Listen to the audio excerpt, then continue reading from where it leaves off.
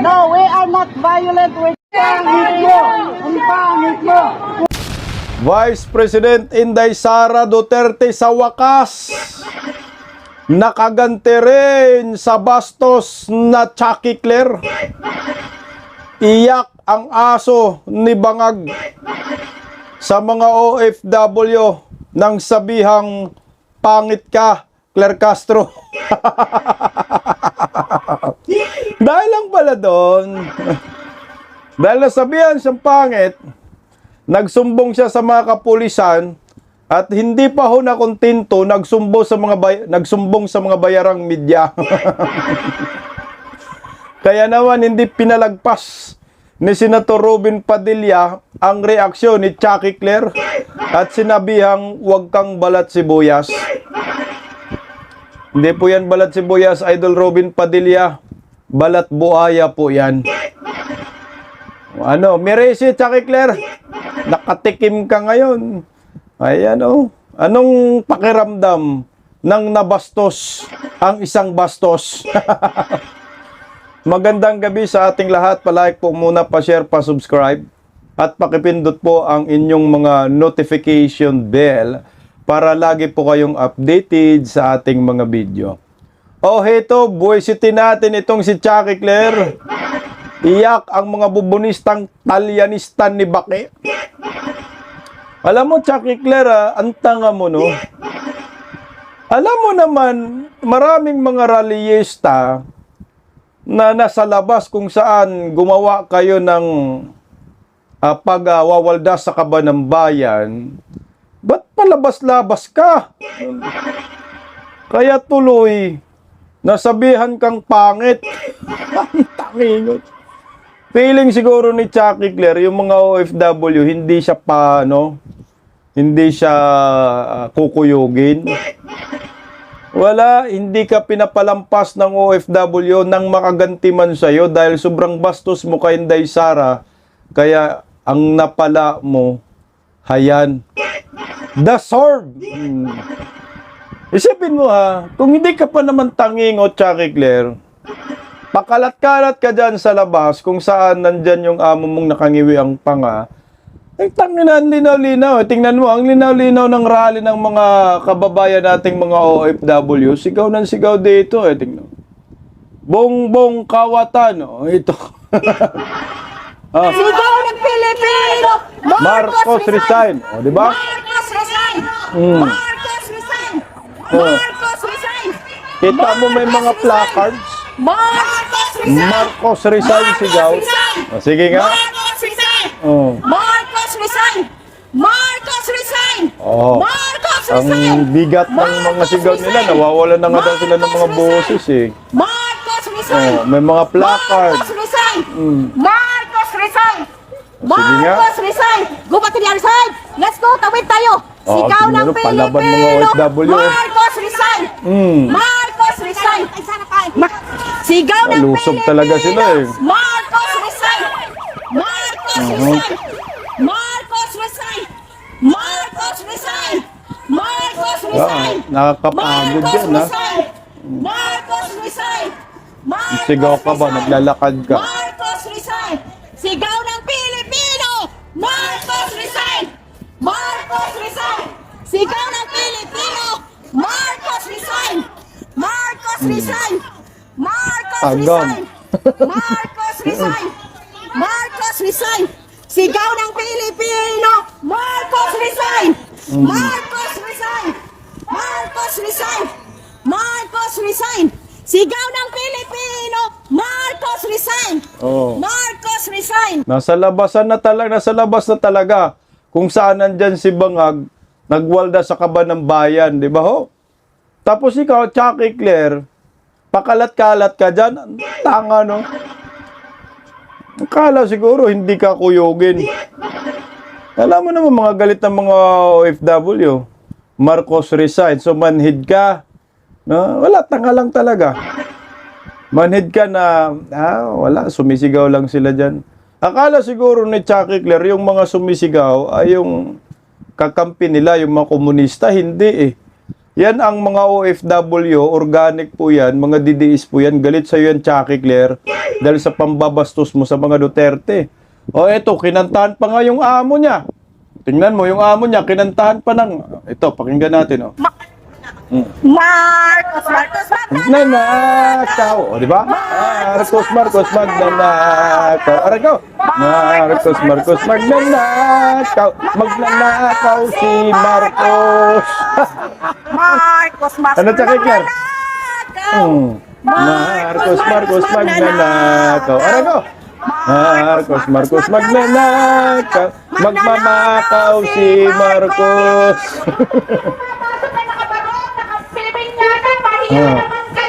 Tama. Correct. Mga OFW, mga taxpayer yan. Ito, naingayan yung Canadian citizen. Marcos, kapal mukha.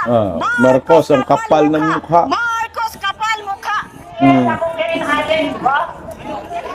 Marcos, why are we here?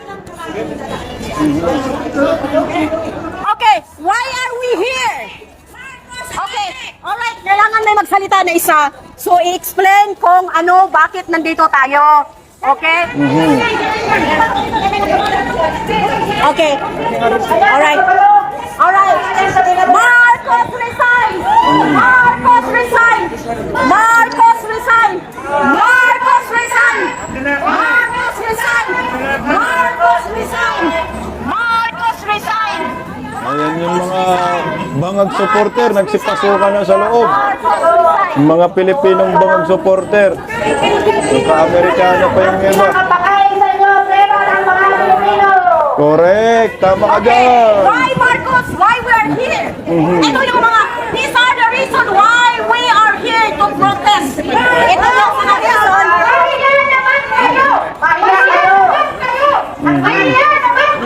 Grabe, no? We are paying our taxes for your accommodation here.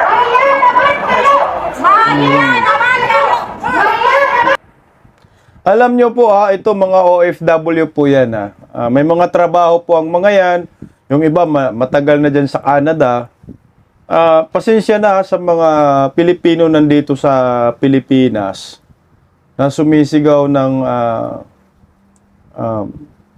laban sa korupsyon. Okay naman, matatapang naman mga yan. Pero believe po ako dito sa mga to. Bakit? Itong mga OFW na to, mga taxpayer yan Mabuhay po kayo kung sino man kayo. Kasi wala silang takot magsabi na BBM resign. Mayroon pa nga Marcos outs yung sigaw nila. Wala silang pakialam dyan. Karapatan nila yan, lalo na po monthly yung padala nilang remittance sa kanilang mahal sa buhay. May karapatan sila. Yung mga pumapasok na mga Pilipino diyan sa hall kung saan nagwawaldas ng kaba ng bayan itong gobyernong Marcos nagbibideo okay. Puta pera yan ng mga taxpayer yung ginagastos po ninyo. Kaya may karapatan sila. Sumigaw. Nakakahanga. Kunti pero matindi ang sigaw. Mabigat, no? At may ipinaglalaban. At least, nalalaman sa buong mundo kung anong mukha itong si Bangag. Mukha kawatan. Diba Claire Castro? Diba? Nagmistulang ugag itong si Claire Castro. Alam niya pala, baka nga hindi niya alam, no? Napaka-imposible naman, hindi niya alam na merong nagrarally dyan sa labas kung saan nandyan si Bangag. Ito talagang sinugod nila si Bangag dyan, Ikaw pakalat-kalat ka, Chucky Claire, dyan sa kalsada, akala mo naman, walang mga nagrarally, maraming mga galit dyan. Sumisigaw, sinisigawan ka na nga, pangit ka Bakit ka pakalat-kalat? Kaya buti na lang, hindi ka nasabunutan. Yung ginawa mo, Chucky Claire, na pambabastos sa mga Duterte kay Inday Sara, kulang pa yan. Oo. Sa galit ng mga DDS sa'yo, buti, hindi ka na ina-uppercut ito, pakinggan po natin. Ito yung umpisa pala sa video, kasi yung video kanina na play ko, parang dulo na. So ito, meron mga ilonggang iba, grabe, ang tatapang nila. O ito, pakinggan natin. Oh. Sinabihan siyang pangit dyan, nasaktan siya. Doon talaga siya nasaktan. Ayan. Oh, pa-video-video. Putang ina, pa-video-video kayo dyan. Ano, nag-reels daw sila dyan? Oh, pakinggan natin, panoorin natin hanggang dulo. Ma'am Claire, kumusta? Pwede mong sabihan yung president natin? Bakit patuloy na imbestigahan ang flood control? Ang flood control, ibalik ang pera. Binibili nyo na lahat ng mga congressman, mga senador, at ang mga justice system. Mahiya naman kayo! Mahiya kayo sa pera ng Ayan, si Claire Castro. Bring back the money to the coffers of Filipino. Your face is ugly than what you are. Because you're a liar. Ma'am, You're a traitor. singganama, You are a thief. Inumpaman ako, singganama kagwapa sa inyo. Pero tangi ang kwartas ang Pilipino, ibalik nyo. Kaluoy ang mga Pilipino. Ginaubos na ninyo ang kwarta sa flood control. Please. Please. Cry baby daw. Please bring the money to the Filipino people. We have a big Nagpatulong ng pulis si Claire Castro. Dami yung isa, nilapitan talaga, sinabihan cry baby. Nagpatulong ng pulis. It's freedom of speech. It's freedom of speech. Yeah, that's the secretary. Who is staying Secretary. in a 5,000 suite. Yan siya. You can film them all you want, no problem. Yeah, we just want to let her know. Feel free to say whatever you want. Yeah. She lies all the We are not harassing you. We are not harassing you. time. She's a thief. We're not harassing you, Claire Castro. She's a tips kawatan. Ano? Yeah. Hindi ba tayong sinungaling? Nakatikim kang buang ka, kawatan ka. Anong hinaharas? Hindi ka naman hinaharas. That's part of freedom of expression. Yung sinabihan kang pangit, freedom of expression yan. Oh, pangit ka naman talaga. Pero yung isa talaga, nilapitan, cry baby. Ayan. Crying baby. Yakin kang animal ka. Di. Tsaka si Claire yung kanyang yung kanyang alam mo yung kanyang body language. Guilty siya, no? Umiiwas siya sa mga OFW, hindi niya alam mga taxpayer taxpayer din 'yan. Excuse me po. Yung ginagastos mo, Chucky Claire, mga load mo galing sa mga OFW, kinakain mo galing sa mga taxpayer 'yan. Kaya kung ikaw, sigawang ka dyan, wala kang magawa dahil amo mo yung mga yan. Boss mo yan. Hindi mo boss, bangag, buang ka. Halatang guilty, no? Kasi umaalis ka. Kung hindi ka guilty, kaya mong harapin sila. Ano bang pakiusap una? Claire Castro, pakisabi kay Bongbong na ipagpatuloy yung investigasyon sa flood control.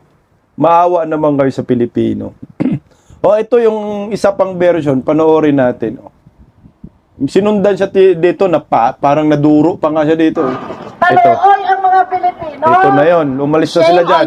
Claire, Ginaubos ninyo ang kwarta sa flood control. Shame on you, anti-Claire, anti-Claire. Anti-Claire nga eh. Please, Ito yun. please bring the money to the Filipino people. We have a big flood control projects come right now. I think we can hear you without that.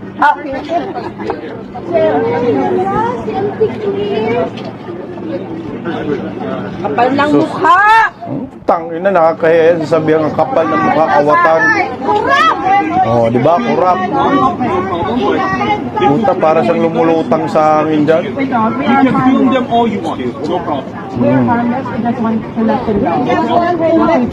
Feel free to say whatever you want. Si Lai. Kasi sabi daw, hinaharas. Oh, come on. Harassing? Look what you did in the Philippines. No, we are not violent. We're pangit mo. Pangit mo. Putangin mo. Putangin mo.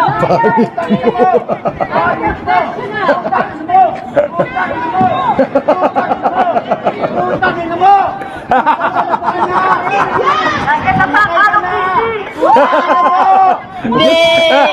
Be! Be! Pikat! Nakaganti rin si Inday Sara. Pangit mo, may PI pa. Pangit mo, PI mo. Pangit mo, PI mo. Chucky Claire, sumagay ka dyan sa sasakyan. Magkano bayad dyan? Per hour, no? Oh, magkano bayad? Sino nagbabayad dyan? Yung mga tao na sinisigawan kang pangit. Yes! Salamat sa Diyos. Mga bayani kayong mga OFW. Sa wakas, nakaganti rin si Inday Sara at mga Duterte. Talaw ka naman pala eh. Duwag ka naman pala, Chucky Claire. Pag nag-preskon ka, akala mo ang galing-galing mo. So ngayon, hindi ka umubra sa mga OFW na mga iba na, nanay na, di ba? Senior ba nga yung iba dyan? Senior na bang kayo, ma'am? Salamat, ma'am. Bayani kayo. Nakaganti rin tayo.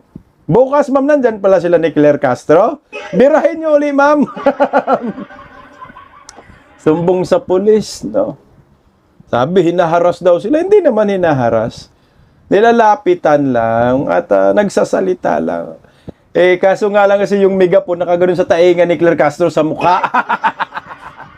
Oh, ito, pakinggan natin yung sinabi ni Chucky Claire, no? Interview sa media. Nagsumbong siya dito.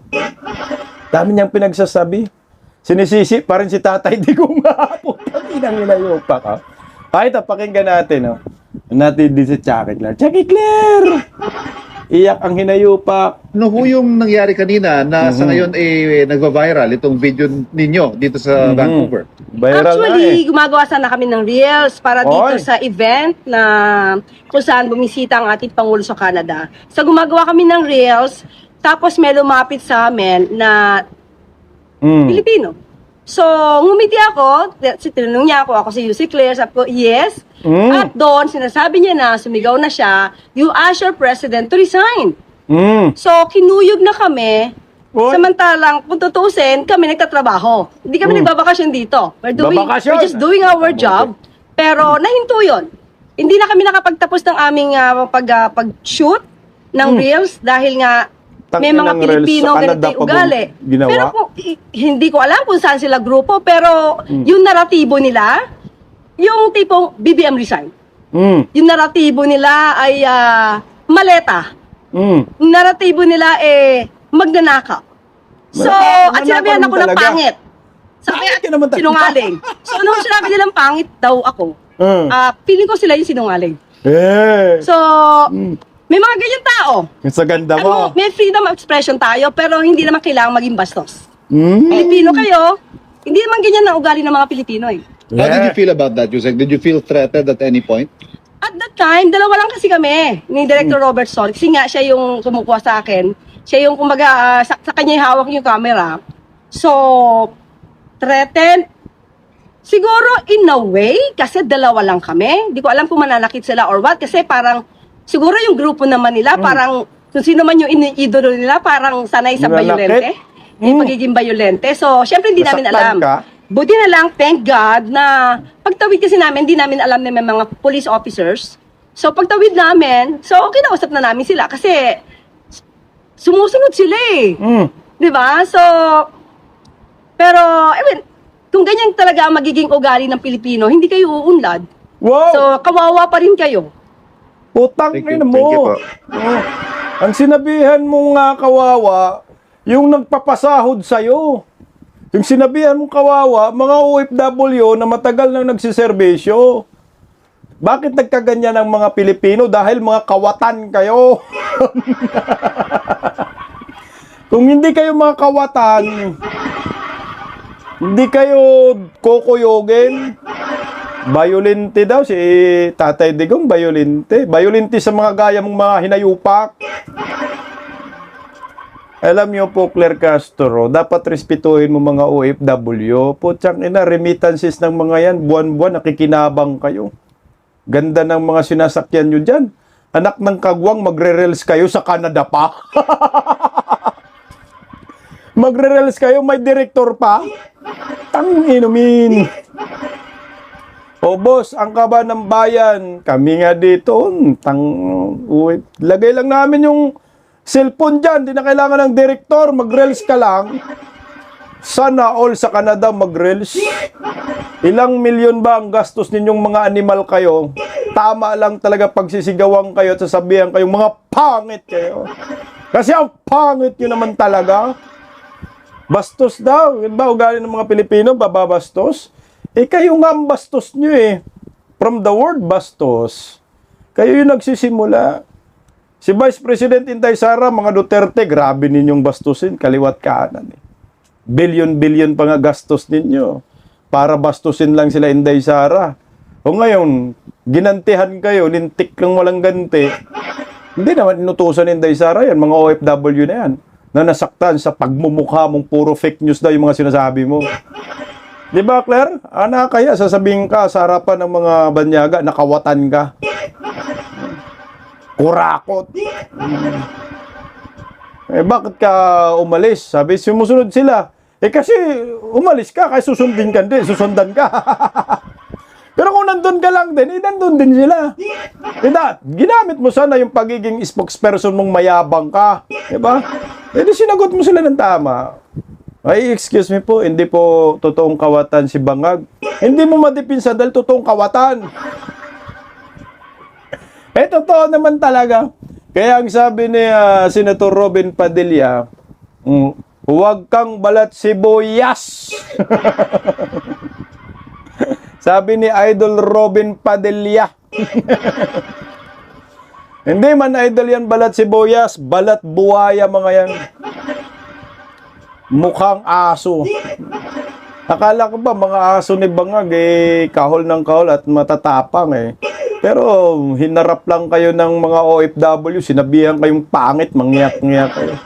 Hindi daw totoo na pangit siya. Putang ina, sa paningin namin ang pangit mo. Kung ikaw sa paningin mo ang ganda mo, pero sa amin ang swangit mo. Ba't mo hindi dinipinsan yung sarili mo, yung sinabihan kang pangit? Ang pangit mo! Ang pangit mo! Di sinabi mo sa hindi, maganda naman ako. Mayan, buti hindi ka na sa bunutan. Ang hinayupak mo, nagsusumbong siya sa pulis, no? May pulis daw, kaya nagsumbong daw siya. Anak ng kagwang, yung pulis, ikaw tutang dila pala ng mga OFW. Tsaka klaro, yung pinagsumbungan mo. Nakangiti! ito yung moment, sumbong si Chucky Claire dito. Away ako eh. Away ako ng mga DDSFW. Pangit daw ako. Hinaharas ako. Kawatan daw ako. Sumbong siya dyan. Pasobra-sobra ng sinasabi hinaharas. Pero hindi niya alam, kaibigan pala ng mga OFW yan, mga pulis. Sarap ng ngiti. Sa yung mga ngiti. Yeah. Nakaganti kami. Siguro, grabing tawa siguro ni Inday Sara ngayon. Nang trending yung pagkuyog sa kanya. Tingnan mo, Chucky Claire, no? Hindi naman si Inday Sara nagsabi, gantihan nyo ako, paghiganti nyo ako. Kusa yan, mga organic yan, kaya huwag kang pakalat-kalat dyan, baka bukas, pangalawahan ka pa. Sabi ni Kiko Barsaga kay Chucky Claire, Chucky Claire, Saludo ako sa mga Canadians na nagprotesta labang kay Clark Castro. Mga bayani kayo, di ba, Chucky Claire? Bayani naman talaga ang mga yun. Sobra nakabayani. No? Nakaganti, magiging proud tayo sa mga yun. Sinabihan na raparapan kawatan, nabihan pangit, kurakot. Oh, yung pera ng bayan, inuubos nyo, ibalik nyo yung pera sa flood control. Tangin mo, no? O di natunaw ka, Chucky Claire, para kang bangag dyan. Bayani na, sobra pang bayani. O, ito. Tingnan mo. Sabi ni Crescit, si Claire Castro na araw-araw binabastos si Sara Duterte, hindi kinaya yung sinabihan siya na putang ina mo. Magurgol ka na sana. Paswangit ka ng mga taong nagpapasweldo sa kanya. Na fragile si ante. Nakaganti nga. Yung nagsabi nga sa'yo na pangit ka, tama si Crescit, nagpapasahod sa'yo. Dapat sibak ka na. Kasama ng amo mo. Yung nagsabi sa'yong PI mo, magorgor ka na sana. Amo mo yun. Buisit na sa'yo. Nang amo mo rin na si Bangag. Gusto na nila na mag-resign ka. Tingnan mo. Pag kayo ginantihan kayo, ang sabi nyo, binabastos kayo. No, ang sabi nyo, ganyan ba mga tao, ganyan ba mga Pilipino ngayon? Paratangan yung hinaharas kayo. Pag kayo, ginaganyan. Pero pag si Inday Sara, kung ano-anong pinanggagawa ho ninyo, hinayaan lang kayo ni Inday. No, ang laya nyo eh. As in, tuwang-tuwa pa kayo. Kung ano yung pinagsasabi ninyo labang kay Inday Sara.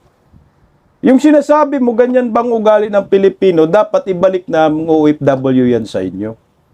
Ganyan bang ugali ng mga Pilipino, Claire Castro, sa pag-uugali mong bastos ka? Nagpapakalat ka ng fake news, anak ka ng kagwang ka? Bakit hindi kayo mapak-check yang hinayupak ng Rappler na yan? Alam nyo ako, na-fact-check ako ng Rappler eh. First time ko na-fact-check ng Rappler, anak ng kagwang binabantayan ako. Yung rally ba ng Iglesia ni Cristo? Nilagyan ko ng caption sa sa Facebook na milyon-milyon na dumagsa sa rally, puta.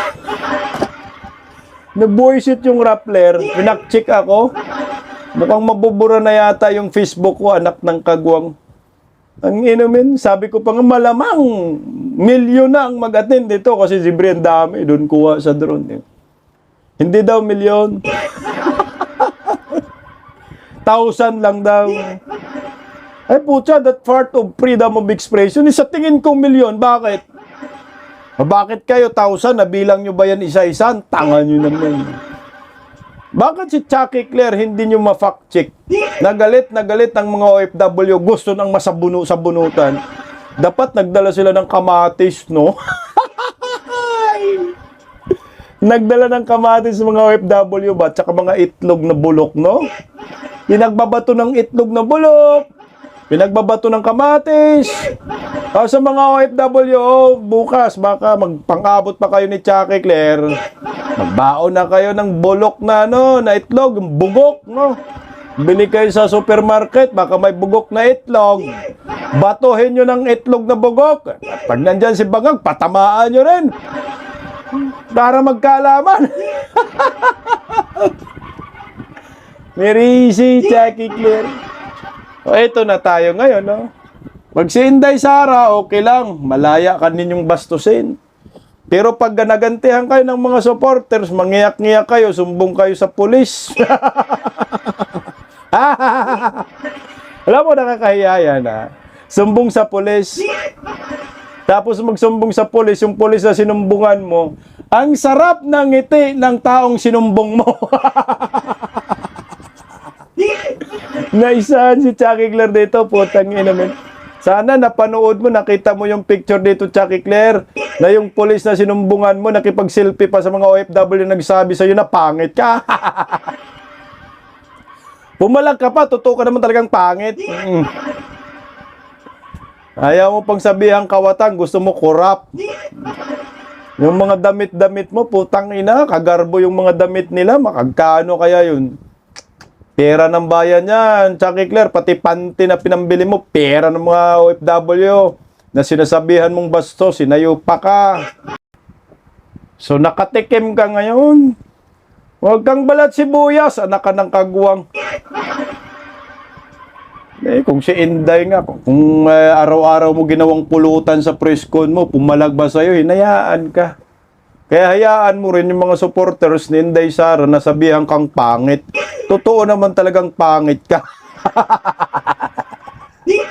Pikat.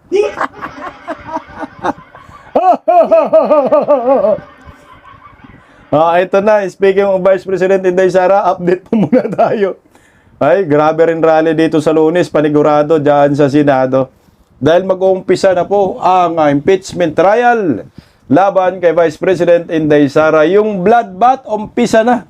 Segwin muna tayo ng konti, pakinggan natin ang balitang ito. Okay. Inahaharap ng Senate Impeachment Court si Vice President Sara Duterte sa pagsisimula ng impeachment trial sa Hulyo 6. Si Sheena Torno sa report. Ilang araw bago ang formal na pagsisimula ng impeachment trial ni Vice President Sara Duterte, nagsagawa ng caucus o pagpupulo ang ilang senador bilang bahagi ng paghahanda para sa paglilitis sa Lunes, July 6. Kabilang sa dumalo sa caucus ang mga senador mula sa mayorya na sina Senators J.V. Ejercito, Ping Lacson, Erwin Tulfo, Cheese Escudero, Tito Soto III, Risa Hontiveros, Mig Zubiri at si Senate President Win Gatchalian. Mula naman sa minorya, sina Senators Robin Padilla at Loren Legarda lamang ang dumalo. Limitado lamang ibinahagi ni Senator Erwin Tulfo tungkol sa mga napag-usapan sa caucus nitong Biyernes. It's all about impeachment. Para kaya sabi kanina, expecting na para sa one page lang kami lahat, minority, majority. Pero mas malalaw ba ngayon, sir? Mas malino yung lata for impeachment?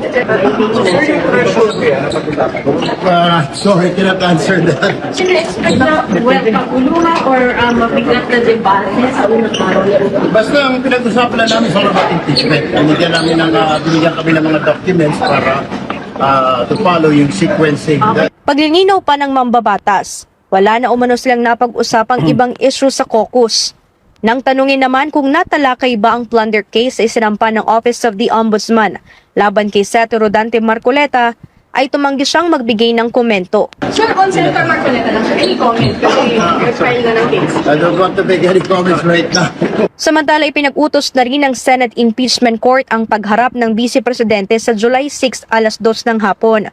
Batay sa notice na pirmado ni SP Gatchalian, maaring personal na humarap ang pangalawang Pangulo o kaya ay katawanin ng kanyang mga abogado. Tinanggap naman ng law firm na Fortune Narvasa and Salazar ang one-page notice mula sa Senate President. Nauna na ring sinabi ng depensa na handa ang Vice Presidente na humarap kung kinakailangan. Bukod dito, formal lang inabisuhan ng Senate Impeachment Court ang House of Representatives na nakahanda ng Senado na simula ng impeachment trial. Batay ito sa notice na nilagdaan ni Clerk of Court at Senate Secretary Renato Bantug Jr. Samantala, tiniyak naman ng Senate Sergeant at Arms na handa ng seguridad para sa pagsisimula ng impeachment trial sa Lunes.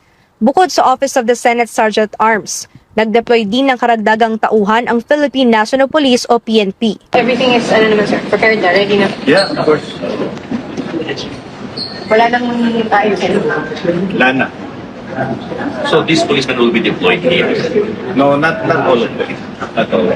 Pero meron sa loob, sir, ng building, the police. Yes. Additional. Mga ilan, sir? Additional. Enough to secure the building. Ayon sa PNP, magtatalaga ito ng 6,000 police officers para sa seguridad sa Senate premises. Nakalatag na rin ang kanilang comprehensive security plan para sa pagsisimula ng impeachment trial. Para sa Diyos at sa Pilipinas kung mahal, ito si Sheena Torno, SMNI News. Alam nyo po, no, itong Senate of Malacanang talaga sila para sa akin. Bakit to? Anak ng kagwang, no, mantakayin mo. Senate of Malacanang, Senate of Malacanang, Senado ka, Senate of the Philippines. Senate of Malacanang naman talaga yan. Ang magsisecured ng Senado, mga pulis, ang tanga nyo. Tangina, wala ba kayong tiwala sa usaan ninyo? Mga hinayupa kayo. Kasi mga siraulo na ngayon nasa Senado. Kaya tama yung sinabi ni Senador Alan Peter Cayetano, kayo ay Senate of Malacanang. Wala. Plunder case. Dapat sa Erwin Tulfo ang kasuhan ng plunder. Yan ang maliwanag. Kumpara kay Senador Marcolita. O ito, pakinggan muna natin si Atty. Trixie Cruz Angeles. Tungkol naman dito rin sa impeachment labang kay Inday. Narito po. Binigyang diin naman ni dating Press Secretary Attorney Trixie Cruz Angeles na malaking resback para kay Vice President Sara Duterte ang unmodified opinion mula sa COA habang tinawag niyang kulang sa ebidensya at pure drama ang mga paandar ng Kamara para sa nalalapit na impeachment trial laban sa Vice Presidente. Si Carlo de la Peña sa report. Yan, ang modified opinion Sa gitna yan. ng nalalapit na pagbubukas na impeachment trial laban kay Vice President Sara Duterte sa July 6, isang malakas na legal na depensa ang hawak ngayon ng Office of the Vice President o OVP. Sa isang panayam, ipinaliwanag ni dating Press Secretary Attorney Trixie Cruz Angeles na ang sunod-sunod na pagkakamit ng unmodified opinion mula sa Commission on Audit o COA ay patunay na malinis, legal at maayos ang pamamalakad sa pondo ng OVP. Kabaliktaran umano ito sa mga ibinabato ng mga kritiko sa Kamara na ayon kay Cruz Angeles ay umaasa na lamang sa kadramahan at mga paandar sa publiko dahil sa kawalan ng matibay na ebidensya laban sa Vice Presidente. Ang opinion dito, tinatawag nilang unmodified opinion, ay ibig sabihin maayos yung sistema ng liquidation, ng pagsusumite ng mga dokumento at yung paraan ng pag-i-explain kung paano ginagastos ang pondo ng Office of the Vice President. Ibig sabihin, maayos ang systems, maayos ang pamamalakad. Hindi kontrobersyal ang mga ang pamamaraan na ginagamit sa Office of the Vice President. So actually, good news yan. At saka maaaring isumiti yan as evidence of patterns of behavior. Tahasan ding binatikos ng dating Press Secretary ang plano ng House Prosecution Panel na magdala ng misteryoso at silyadong kahon na naglalaman umano ng tax returns ni VP Sara para markahan bilang ebidensya. Malaking kadramahan yung ilalagay ninyo, supposedly yung tax returns sa isang kahon, pero isisil nyo pa rin. Anong ibig sabihin yan? Parang, anong ipinapahiwatig? Kadramahan yan. So, bakit mayroong box? Bakit mayroong mga tax returns na inilagay sa box pero selyado at hindi ipinapakita? Ito yung drama. Ito yung para makita ng mga tao, may alam kami, kaya kami ganito, kapursigido sa prosecution, may alam kami. Parang ganon ang nakikita. Puro pahiwatig. Pero hindi po kasi ebidensya ang kahon. Hindi po ebidensya yung kadramahan. Correct. Ikinabahala rin ng abogada ang tila kawalan ng pagpapahalaga ng ilang mambabatas sa right to privacy at presumption of innocence at mariing binatikos ang pagpupumilit na kalkalin ang bank documents at tax filings ng mga pribadong individual tulad ng asawa ni VP Sara. Alam nyo, you cannot make excuses for violating the law. Sila na mismo nagsasabi nun. Hindi pa dapat lahat to be held accountable. Eh di dapat hino-hold din natin accountable. Itong mga nagpipilit na i-bend the law pagdating dito sa tax returns. Pati dun sa mga bank documents, pumamin sila, di ba? Na hindi necessarily pwede ang House of Representatives na makakuha at kilatisin ang mga bank documents. And still they keep bringing it up. And still they keep talking about it. Ikaw na nga na inosente, presumed to be innocent, ikaw pa ngayon ang pinag-i-explain. Nakakaloka, parang iba talaga ang konsepto ng ilang mga mambabatas natin sa presumption of innocence at saka sa interpretation ng salitang confidential. Naniniwala rin si Cruz Angeles na wala pa rin sapat na numero ang mga kritiko upang ma-impeach si Vice President Sara Duterte. Ang tanging layunin na lamang umano ng prosekusyon ay ibabad sa negative publicity at sirain ang pangalan ng Vice Presidente sa mata ng taong bayan. Para sa Diyos at sa Pilipinas kong mahal, Carlo de la Peña, SMNI News. Tama dyan, yung sinasabi ng reporter ng SMNI. Walang conviction yan, zero yan. Kahit anong gawin nila, ano na lang yan, trial by publicity, yun ang hangarin nila. Sirain lang si Inday Sara. Pero at the end of the day, lalo po magpapatibay yan kay Inday Sara. Kasi walang conviction eh. Hindi nila kaya makaano ng 16. Makakuha ng 16. 16 talaga yung conviction dyan. Pag walang ganun, numero, ano pa paping? Huwag nang umasa na si Inday Sara makonvict dyan sa impeachment na yan. At lalong ang mga Pilipino ay mamahalin si Inday at lalong dumarami ang mga supporters ni Inday Sara. Tingnan mo, galit na galit na. Anyway, maraming salamat sa mga OFW. Tunay kayong mga bayane dahil yung aso ni Bangag ay tinawag ninyong swangit at nakaganti rin tayong mga Duterte diehard supporters. Mabuhay po tayong lahat. Pagising sa umaga, tanghali at gabi, nakikita ko ang post niya, ang hapdi. Paano nga ba to? Di ako makatanggi. Watch ko na lang at isipin ng mabuti. Bisdak Pilipinas. Bisdak, tinig ng katotohanan. Sa bawat vlog may laban sa kasinungalingan. Mulat ang mata, gising ang masa. Bisdak Pilipinas, para sa bayan, gumigising sa diwa. Sa likod ng kamera, tapang ang dala, walang sinasanto kung mali ang gawa. Hinay-hinay, pero palaban. Boses ng tao sa digital na labanan. Bisdak, tinig ng katotohanan. Sa bawat vlog may laban sa kasinungalingan. Mulat ang mata, gising ang masa. Bisdak Pilipinas, para sa bayan, gumigising sa diwa.